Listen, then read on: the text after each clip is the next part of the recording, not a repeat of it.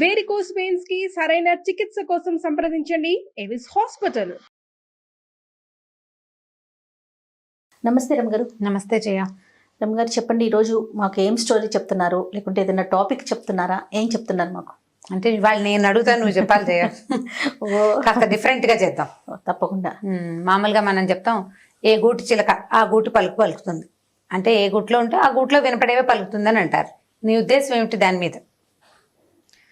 ఖచ్చితమే, కానీ నాకేమనిపిస్తుంది అంటే మన చుట్టూ ఉన్న వాతావరణ ప్రభావం కూడా ఉంటుంది కదా. ఒక గూడు ఉంది ఒక చోట, అది ఉన్న ప్లేస్ని బట్టి మారిపోతుంది కదా. అవును అని అనిపిస్తుంది నాకు. కాదంటారా? అవును, నిజం కొంత మటుకు. కాకపోతే గూడు అంటే మన లెక్క ప్రకారం ఇల్లు కదా. అవును. ఇంట్లో ఉన్న వాతావరణం ఎక్కువ డామినేట్ చేస్తుంది. మనం చుట్టుపక్కల బయట నేర్చుకుంటాం, బయట నేర్చుకొస్తాం, కొంత స్కూల్కి వెళ్తాం, స్కూల్లో ఏవో కొన్ని నేర్చుకుంటారు పిల్లలు. బట్ ఇంట్లో ఒక రకమైన ఎన్వైరన్మెంట్ ఉందనుకో, అంటే ఇంట్లో ఏదో కార్పొరేట్ స్కూల్కి వెళ్తారు, అంతా ఇంగ్లీషు ఉంటుంది.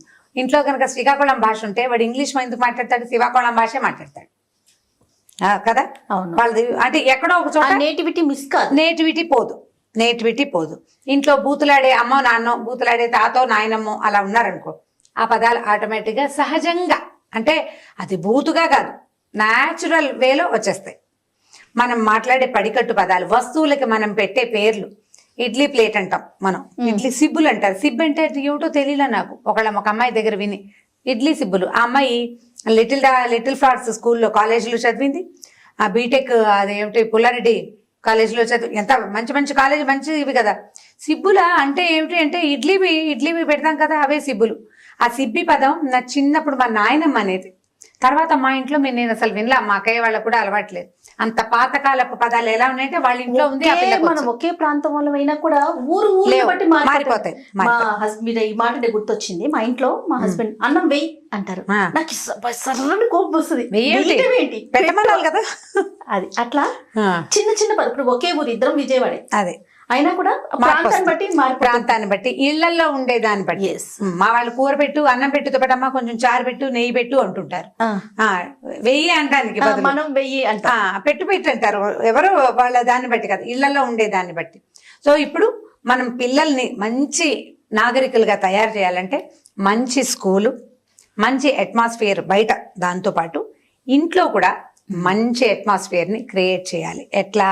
మొదటిది మీ భాష, మీ భావాలు, మీ ఉద్దేశాలు, ప్రపంచం పట్ల మీరు ఎట్లా రెస్పాండ్ అవుతున్నారు, ఎట్లా రియాక్ట్ అవుతున్నారు అనే దాన్ని బట్టే వాళ్ళు దేశ ప్రేమికులుగాను, లేదా దేశ భాష పట్ల ప్రేమికులుగాను, సమాజం పట్ల ప్రేమికులుగాను ఉండడానికి అవకాశం ఉంది. మీ ఇంట్లో మీరు ఈ దేశం మాకేమిచ్చింది అని మాట్లాడుతుంటే వాళ్ళు కూడా అదే మాట్లాడతారు. మనం దేశ ప్రేమికులుగా ఉన్నాం, మనకి బాగా దేశభక్తి ఉంది, ఇండియా ఎంతసేపు దాని గురించి మాట్లాడతాం. పిల్లలు ఆటోమేటిక్ గా అలాంటి భావాలు, ఎవడో 10 మందిలో ఒకడు కొంచెం వ్యతిరేకంగా ఉంటారు కానీ జనరల్ గా అదే వస్తుంది. ఇప్పుడు దీని మీద మనకి ఎన్ని కథలు ఉన్నాయో జయ, ఎన్ని రకాల కథలు చెప్పుకోవచ్చు మనం. చిన్న కథలు అసలు 2 పేజీలు 1 పేజీల కథలు చందమామల్లో కూడా కోకొల్లలుగా దొరుకుతాయి. మా చిన్నప్పుడు ఒక కథ చెప్తుండేవారు. ఇది సీనమత్త అని ఆవిడ మా బంధువులు, ఆవిడ ఒకసారి చెప్పగా, కాదరమ్మ గారు ఇప్పుడు ఇంతకీ మీరు ఏమంటారు? ఏ గూటి చిలక ఆ గూటి పలుకుతుంది, కానీ చుట్టూ ఉన్న వాతావరణం బట్టి మార్పు రాదంటారా? కొంతే వస్తుంది అంటున్నాను. వాడి మెయిన్ థీమ్ ఇంట్లోనే ఉంటుంది, పిల్లల మెయిన్ థింగ్ ఇంట్లోనే ఉంటుంది. ఓకే, గూట్లో మెయిన్, గూడు మెయిన్ అంతే, మిగిలినవన్నీ ప్లస్లు. ఓకే, నువ్వు అత్యద్భుతమైన స్కూల్లో చేర్చినా నువ్వు ఇంట్లో శ్రీకాకుళం భాషే మాట్లాడతామంటే పిల్లలు దాంట్లో నుంచి బయటపడలేకపోతారు. స్కూల్ వరకు ఆ భాష మాట్లాడినా మళ్ళీ ఇంటికి వచ్చినాక యాజ్ ఇట్ ఈస్ అయిపోతారా? అంతే. ఇప్పుడు నేను భాష శ్రీకాకుళం అంటే ఎక్కిరిస్తున్నాను అనుకోకండి. యాస మనకి ఏదైనా అది మన భావాలు ఎటువైపు ఉంటే అటు. ఎవరినైనా సరే కొట్టైనా లాక్కోవాలనే ఉద్దేశం ఇంట్లో ఉన్న వాతావరణంలో ఉందనుకోండి, పిల్లడు కొట్టేవాడుగానే ఉంటాడు. హెల్ప్ చేయాలనే భావం ఇంట్లో ఉందనుకోండి, హెల్ప్ఫుల్ గా మారటానికి అవకాశం ఉంటుంది. 100% అంటే 100కి 100% అని నేను చెప్పను, 90% అవకాశం ఉంటుంది. సో ఇల్లే మెయిన్ ప్రయారిటీ, ఇల్లే మెయిన్. దీని నుంచి నువ్వు చేర్పించే స్కూలు, నువ్వు పంపించే ట్యూషన్, మీరు పిల్లల్ని కలిపే సోషల్ గ్యాదరింగ్స్. yes. మనం పిల్లల్ని ఎక్కడికి ఆడుకోవడానికి పంపిస్తున్నామో, మనం ఎవరిని కలవడానికి వెళ్తున్నామో అవన్నీ ప్లస్. ఏం చూపిస్తున్నాము, మనం ఏ ఊళ్ళు తీసుకెళ్తాం, మనం ఎవరిళ్ళకి తీసుకెళ్తాం, మన దగ్గర మనకున్న సమాజం ఏమిటి, మనతో పాటు ఉండే సోషల్ ఇదొకటి ఉంటుంది, ఎన్వైరన్మెంట్ ఒకటి ఉంటుంది కదా, అవన్నీ ప్లస్లు. మొదటిది ఇల్లు, అంతే. ఇక అందులో ఎలాంటి డౌట్ లేదు. ఇంట్లో చూసిన దాన్నే పిల్లలు చేస్తారు. మా అక్క అంటుందండి ఇప్పుడు విత్ ఒకటైతే మొక్కటి వస్తుందా అనేసి. రాదు కదా. ఏదైనా గొప్పకున్న పిల్లలు ఏదైనా చేస్తే వాళ్ళ నాన్నలాగానే చేస్తుంది అట్లా అంటే మరి అంతే కదా, విత్ ఒకటేస్తే మొక్క ఒకటి వస్తుంది, అది రాదు కదా. అది రావడానికి అవకాశం లేదు. అయితే ఒక కథ చెప్తాను చూడండి, సరదాగా బాగుంటుంది. ఒక ఊళ్ళో ఒక ముసలమ్మ ఉంది. ఆవిడ చాలా ధనికురాలు, బాగా డబ్బుంది. ఒక దూరపు మనవరాలు వరస అయ్యే ఒక పిల్లని ఆవిడ పెంచుకుంది. సొంతంగా పిల్లలు లేరు. అయితే ఈ పెంచుకుంటే ఈ పిల్ల బయట ఎక్కడి నుంచో వచ్చింది. ఈ పిల్లని ఈవిడ ఏం చేసేదంటే, బాగా ధనికురాలు కదా, దాన్ని ఎక్కడికి ఆడుకోవడానికి వెళ్ళనిచ్చేది కాదు, చాలా గట్టిగా పట్టుకునేది. బయటికి వెళ్ళనిచ్చేది కాదు. ఎవరితోటన్నా కలిసి దిష్టి తగులుతుందని, కింద పడిపోతావని, మనం కూడా చేస్తాం అట్లాగే. నలుగురిలోకి వెళ్తే దిష్టి అయిపోతుంది, 4 నగలేసేది పిల్లకి. దాన్ని బయటికి తీసుకెళ్లి ఎవరికైనా చూపిస్తే అందరు అమ్మో దీనికి ఇన్ని నగలు అని దిష్టి కొడతారు కదా, అందుకని బయటికి వెళ్ళనిచ్చేది కాదు. పిల్లలకి ఏమని ఉంటుంది, నగ నాణ్యం పెట్టుకుని మంచి బట్టలు వేసుకుంటే అందరికీ చూపించాలని ఉంటుంది. అదే చూపించేది కాదు. దానికి అలంకారం చేసి ఇంట్లోనే కూర్చోబెట్టేది, వస్తువులు ఇచ్చి ఇంట్లోనే ఆడుకోమనేది, ఎవ్వరికి ఏమీ ఇవ్వనిచ్చేది కాదు, ఎక్కడికి పోనిచ్చేది కాదు. అయితే ఈ పిల్ల ఏం చేసేది, మెతగ్గా అవ్వ వెనకాల, దానికి బీద ఇంట్లో నుంచి వచ్చింది పాపం. ఆ పాప అవ్వ దగ్గర డబ్బులు ఉన్నాయి, కొన్నాళ్ళు అణుకుగా ఉంటే బాగుంటుందని వాళ్ళ అమ్మ నాన్న దాన్ని బాగా నచ్చజెప్పి పంపించారు. అది చనుక్కుంటుండేది, ముసలిముండ చస్తే పీడ విరగడవుతుందని అనుకుంటూ ఉండేది. ఎప్పుడు చస్తుందో, దీని పీడ ఎప్పుడు విరగడవుతుందో, చస్తున్నానని చనుక్కుంటూ ఉండేదన్నమాట. అయితే ముసలమ్మకి వినపడేది కాదు, అది కొనుక్కుంటూ ఉండేది. అయితే ఏమైందంటే, పిల్లకి ఒక్కతే ఉండి బోర్ కొడుతుంది, దానికి తోచట్లేదని వాళ్ళ అమ్మ నాన్న వచ్చినప్పుడు చెప్తే ఈ అవ్వ ఏం చేసిందంటే, ఓ 3-4 చిలకల్ని పట్టుకొచ్చింది పిల్లకి కాలక్షేపానికి. ఈ చిలకల్లో ఒక చిలక మంచి యాక్టివ్ చిలక, దానికి మాటలు వచ్చినాయి కొద్దిగా. రా రా అంటాం, వద్దు వద్దు వెళ్ళు వెళ్ళు అంటాం వచ్చినాయి. వస్తే చిలక్కి కొన్ని చిలకలకి మాటలు వస్తాయి కదా, రామా రామా అంటాం నేర్పించచ్చు. అది మనలాగా అందు ఒక చిన్న కీర్ అనే ఒక చిత్రమైన సౌండ్ తోటి అంటుంది. ఈ పిల్ల ఈ ముసల్మాన్ ఎప్పుడు చూస్తుందో అనే వాక్యాన్ని అది పట్టేసుకుంది ఆ చిలక. అది ఒక్కో పదం గుణించుకుని నేర్చుకుంటే ఒకరోజు ఏమైంది, ఈ చిన్నపిల్ల వాళ్ళ అమ్మ నాన్న ఏదో పండగ వస్తే పిల్లని మిగిలిన పిల్లలతో పాటు 2 రోజులు ఉంచుకొని పంపిస్తామని అవ్వని బాగా బతిమలాడి ఈ పిల్లని తీసుకెళ్లారు.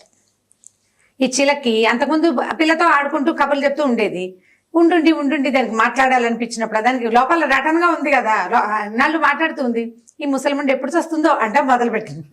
2 సార్లు 3 సార్లు విన్నాక ముసలమ్మకి ఇది ఏదో మాట్లాడుతుంది ఏమిటా అని శ్రద్ధగా వింటే ఇదే డైలాగు వినపడడం మొదలుపెట్టింది.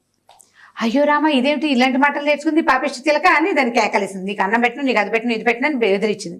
బెదిరిస్తే అది ఈవిడ మాట్లాడిన కొద్దీ ముసలిముండ ఎప్పుడు చస్తుందో అంటాం మొదలుపెట్టింది. చిలకలకి రెట్టించిన కొద్దీ మాట్లాడుతుంది. ఈవిడ ఏమైనా పెట్టనంటే మళ్ళీ అదే డైలాగు, తిడితే మళ్ళీ అదే డైలాగు. ఈవిడ ఏమన్నా దానికి అదే వచ్చు, అదే అంటుంది. ఏం చేసింది, 2 పూటలు చూసింది. ఆ పిల్ల నేర్పించిందేమో అని అనుమానం ఈవిడికి రాల. పిల్ల మెతకది, మంచి పిల్ల. బయటికి వెళ్ళొద్దు అంటే చెప్పిన మాట విని ఇంట్లోనే ఉంటుంది. అది పాప ఎందుకు చిన్న పాప ఎందుకు నేర్పిస్తుంది, ఈ చిలకే దిక్కుమాలి చిలక ఎక్కడి నుంచో తెచ్చాం పాపిష్టి చిలకి ఇలాంటి పిచ్చి మాటలు వచ్చినాయని ఆవిడ తిట్టుకుని ఏం చేసిందంటే, పక్కన ఒక బ్రాహ్మణ కుటుంబం దగ్గరికి వెళ్ళిందట. ఆ బ్రాహ్మణ గారి ఇంట్లోకి, అయ్యగారు మా ఇంట్లో ఒక చిలక ఉందని 4 ఉన్నాయండి, 3 మాటలు రాలేదు, మామూలుగా తిరుగుతుంటే ఈ ఒక చిలకి మాత్రం మాటలు వచ్చినాయండి, అది ఇలా పిచ్చి మాటలు దౌర్భాగ్యపు మాటలు మాట్లాడుతుందంటే ఏం చెయ్యాలండి తెలియటలేదు, పెళ్ళొచ్చేస్తుంది, ఆ పెళ్ళొచ్చాక అది విని అది కూడా ఈ మాటలు నేర్చుకుంటుందేమో అని చెప్పేసరికల్లా ఆయన ఏమన్నాడు, పోన్లేమ్మా మా ఇంట్లో చిలకలు ఉన్నాయి, చక్కగా మాట్లాడతాయి, మంచి మాటలు మాట్లాడతాయి, బుద్ధిమంతులైన చిలకలు, ఓ చిలకనిస్తా, మీ ఇంటికి పట్టుకెళ్ళు, ఇది మంచి మాటలు మాట్లాడుతుంది కదా, ఆ మాటలు నేర్చుకుంటుంది మీ చిలక కూడా. అంటే అవి 2 మనుషులు నేర్పించడానికి కొంచెం టైం పడుతుంది చిలక్కి. అదే చిలక మాట్లాడుకున్నాయనుకో తొందరగా వస్తాయి అని చెప్పాడు. చెప్పి ఏం చేశాడు, ఓ చిలకని తీసిచ్చాడు పంజరంలో నుంచి. ఈవిడ చిలకని ఎత్తుకుని ఇంటికి తీసుకుపోయింది. సరే 2 చిలకల్ని, ఈ చిలకని ఆ చిలకని ఓ పంజరంలో పెట్టింది, చేరుకో జాంపండ్లో పెట్టింది. పెట్టాక చూస్తోంది ఇద్దరు 2 ఏం మాట్లాడుకుంటాను. కాసేపు మొహమొహాలు చూసుకునే మాట్లాడుకోవట్లా, కూర్చునే కామ్గా. కొత్త మనిషి కొత్త చిలకలను చూసేసరికి మాట్లాడలా. ఓ పూట గడిచింది, ఈవిడ ఏదో పెడదాం అనుకుంది. ఆ పిల్ల చిన్నపిల్ల ఆ పూట వస్తుందన్నమాట. వస్తుందని పిల్ల కోసం ఏర్పాట్లు చేసుకుని వంట చేసేసింది, స్వీటు పాయసం గీసం చేసి పెట్టింది. పిల్ల రాగానే తిట్టుందని బట్టలు దాని పక్కలు అన్ని దులిపెట్టింది. అప్పుడు ఈ చిలకలు మెల్లిగా కీరమంట మొదలెట్టే మాట్లాడుకుంటున్నాయని వింటుంటే ఈ ఇంట్లో ఉన్న చిలకంది ముసల్మండి ఎప్పుడు చూస్తుందో అనగానే ఈ బ్రాహ్మణ్ గారి చిలకంటది అభీష్ట సిద్ధిరస్తు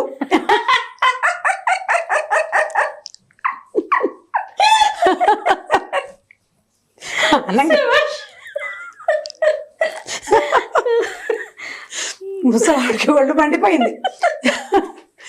అది అడగటము ఇదేమో ఈ దీవించడము రెండు సరిపోయినాయి. ఇంకా అక్కడి నుంచి మీ మొహాలు మండలం నోడు మూసుకోండి అనగానే మనుషులు మాట్లాడేసరికి ఈ చిలక రెచ్చిపోతుంది కదా, వీళ్ళ ఇంట్లో ఉన్నది ఇది అంటుంది, అది కూడా అంటుంది. ఒకటేమో చావాలంటుంది, రెండేమో సిద్ధి అంటుంది. ఇక విసుగుబట్టింది ఈవిడికి.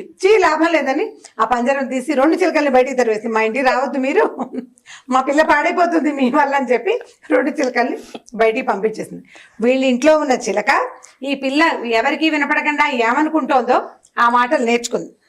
బ్రాహ్మడు ఇంట్లో చిలక ఎవరైనా రాగానే అయ్యగారు నన్ను దీవించండి అభీష్ట సిద్ధిరస్తు అంటాడు బ్రాహ్మడు. ఆయన దగ్గర నుంచి అది నేర్చుకుంది. అది ఎవరేమైనా అభీష్ట సిద్ధిరస్తే అన్నిటికీ అభీష్ట సిద్ధిరస్తే. దానికి ఇప్పుడు అవతల వాళ్ళు మాట్లాడిన మాటలో అర్థం ఏం తెలీదు. ఈ చిలక్కి తెలీదు, ఆ చిలక్కి తెలీదు, అది నేర్చుకున్న పదాలే అంటూ ఉంటుంది కదా. కాబట్టి పిల్లలు కూడా వాళ్ళకి పిల్లలు మైనపు ముద్దలుగా ఉంటారు. మనం ఏది చేస్తే అది చేయబడతారు. సరిగ్గా చేయాలి, సరైన ఎన్వైరన్మెంట్ ఇవ్వాలి. పిల్లలు మంచి పౌరులుగా బాధ్యతాయుతమైన వ్యక్తులుగా ఎదగాలంటే వాళ్ళు బాధ్యతాయుతమైన వ్యక్తులని, మంచి ప్రవర్తన కలిగిన వాళ్ళని చూసేందుకు అవకాశం ఇవ్వాలి. దానికి మనం కొంత మారాలి. మన ఎన్వైరన్మెంట్లో కూడా కొంత మార్పుని మనం సాధిస్తే, ఇప్పుడు అమ్మ నాన్న చదువుకోలేదనుకో జయ, పిల్లల్ని చదివించాలనుకుంటారు. ఇప్పుడు వీళ్ళు చదువుకోలేదు కదా, వీళ్ళు ఎలా ఎన్వైరన్మెంట్ ఇస్తారండి అని అడుగుతావు. నీవు నెక్స్ట్ ప్రశ్న అదే. చదువుకోకపోతే వీళ్ళు ఏమంటారు, నాన్న బాగా చదువుకుని పెద్దవాడు వెయ్యి బోళ్ళంత డబ్బు సంపాదించారా, ఏం చెప్తారు, బాగా చదువుకోలేదని. అయితే అనకపోతే మంచి. చాలా మంది అవే అడుగుతారు, అమ్మా నాన్నకి చదువులేదు కదండి అని. అమ్మా నాన్నకి చదువు ఉండక్కర్లా, వాళ్ళకి పిల్లల్ని చదివించి గొప్పవాళ్ళని చేయాలన్న భావన ఉందనుకో, బాగా చదువుకోనన్నా అల్లరి చిల్లరి పనులకు పోకు అని చెప్తారు. సో అల్లరి చిల్లరి పనులకు పోకూడదు, బాగా చదువుకోవాలి, పెద్ద అయ్యాక గొప్పగా బతకాలనే భావాన్ని వాళ్ళు పెంపొందించుకోగలుగుతారు. సో మనం ఎన్వైరన్మెంట్ ని తప్పకుండా ఇవ్వాలి. పాత సామెతలు తెలివి తక్కువ సామెతలు కావు, అవి అక్షరాల నిజాలు. మనం సరైన గూడు, సరైన వాతావరణాన్ని తప్పకుండా పిల్లలకి ఇవ్వాలి. ఇది మన జనరల్ భావం. మనం పిల్లలకి ఈ కథని చెప్పచ్చు. ఇప్పుడు ఎలా అంటే, ఇప్పుడు ఓ జోడి చిలకలు ఒక గూట్లోంచి జారిపడ్డాయట. ఇది చిన్న కథ, దీంట్లో రెండో కథ చెప్తున్నా చూడండి. గూట్లోంచి జారిపడితే ఏమైంది, తల్లి చిలకనేమో బోయవాడు పట్టుపోయాడు. జారిపడిన 2 పిల్లల్ని ఓ బ్రాహ్మణ పిల్లాడు ఒకడు, ఒక మన ఏమంటారు మాంసం కొట్టే షాపు వాళ్ళ పిల్లాడు ఒకడు, చెరుకు ఒకళ్ళు, కటిక వాళ్ళ పిల్లాడు ఒకడు తీసుకెళ్లారు. ఈ కటిక వాళ్ళ పిల్లాడి దగ్గర ఉన్న ఇదేమంటుంది, కొట్టు బాగా కొట్టు, సన్నగా తెగాలి అని అరుస్తుంది చిలక. బ్రాహ్మణ దగ్గర రండి దయచేయండి కూర్చోండి, ఎందుకంటే బ్రాహ్మణ ఇంటికి ముహూర్తాలు పెట్టించుకోవడానికి వాళ్ళు వీళ్ళు వస్తారు కాబట్టి. ఒకే గూట్లో నుంచి వచ్చిన చిలకలు ఏ ఇంట్లో ఉంటే ఆ ఇంటిని నేర్చుకుంటాయి. అంతే కదా. కొట్టు చంపు గట్టిగా పట్టుకో, చిన్న ముక్కలు తరుగు అని నేర్చుకుంది ఇది. రండి కూర్చోండి, మంచినీళ్ళు తాగుతారా, అభీష్ట సిద్ధిరస్తూ వస్తుంది. బ్రాహ్మణ ఇంట్లో ఉండేదాన్ని. ఇప్పుడు బ్రాహ్మణ మంచివాడు, కటికవాడు చెడ్డవాడు అని చెప్పటల్లా నేను. ఇక్కడ ఉన్న వాతావరణం ఇది, అక్కడ ఉన్న వాతావరణం అంతే కదా రమ్మగారు. మంచి చెడు కాదు, ఎక్కడ ఏది ఉంటుంది, మంచి ఉంటే మంచి, అది సరైనదని మనం అనుకుంటే మనకు ఓకేనే. వృత్తి అది ఇప్పుడు ఏది చూస్తే అది వస్తుంది. కాబట్టి మనం సరైంది చూపించాలి పిల్లలకి. దీని మీద బాగా ఆలోచించండి. మామ్స్ అందరూ ఆలోచించమని చెప్తున్నాను. ఇది ఒకళ్ళని ఎత్తి చూపించటమో, మీరు సరిగ్గా ఉండాలని బలవంతం చేయటమో కాదు. పిల్లలకి మనం మంచి పిల్లలు, మన పిల్లలు బెస్ట్ కిడ్స్ అనిపించుకోవాలంటే బెస్ట్ థింగ్ అంటే బెస్ట్ బట్టలు, బెస్ట్ ఫుడే కాదు, అదే కాదు ఎన్వైరన్మెంట్ కూడా, మంచి విధానం, మంచి ప్రవర్తన అనేది కదా. దాంట్లో ఆ ప్రవర్తనకి మనం కూడా ఒక కారణంగా ఉంటాం కదా. సో మనం పోట్లాడుకోవటం, విపరీతానికి ఎక్సైట్ అయిపోయి అన్నిటికీ యుద్ధం ప్రదర్శించడం అది చేయకూడదు. మనం డిప్రెస్ అయిపోవటం, మనం ఎప్పుడు డిప్రెస్ అయిపోతుంటే పిల్లలు కూడా అదే అన్నిటికీ బెంగ పెట్టుకుని తల్లులు ఏడుస్తారు, పిల్లలు కూడా ఏడిపోయి తెలుసుకుంటారు. ఏడ్చి సాధించాలి, లేదా ఏడ్చి దిగులు పడి నేల కుంగి కుసించిపోతారు పిల్లలు. అవి ఏవి చేయకుండా జాగ్రత్తగా ధైర్యంగా ఉండాలి. ఇది వరకటి రోజులు కావు. ఆడపిల్లలు చక్కగా చదువుకుని బాగా వృద్ధిలోకి వస్తున్న రోజులు కదా. సో దీని మీద ఆలోచించి పిల్లలకి సరైన ఎన్వైరన్మెంట్ ఇవ్వడానికి ప్రయత్నం చేయండి. తల్లుల బాధ్యత పెద్దది, తండ్రుల బాధ్యత దాంతో అంత సమానం కాదు. కొంచెం వెనకాల ఉన్నారు వాళ్ళు, బాధ్యత ఉంటుంది, కొద్దిగా వెనక్కుంటారు వాళ్ళు. మనం హెచ్చు బాధ్యత వహిస్తాం కాబట్టి కొంచెం కేర్ఫుల్ గా మంచి వాతావరణాన్ని ఇవ్వడానికి ప్రయత్నం చేయండి. చాలా బాగుంది రమ్మగారు. ఓకే జయ, ఇంకొక స్టోరీతో మళ్ళీ కలుద్దాం తప్పకుండా. ఇక ఈ వీడియో కనుక మీకు నచ్చినట్లయితే లైక్ చేయండి, షేర్ చేయండి. మరిన్ని వీడియోస్ కోసం మా ఛానల్ని సబ్స్క్రైబ్ చేసుకోండి. సుమన్ టీవీలో మీ పర్సనల్ అండ్ బిజినెస్ ప్రమోషన్స్ కోసం కింది నెంబర్కి కాంటాక్ట్ చేయండి.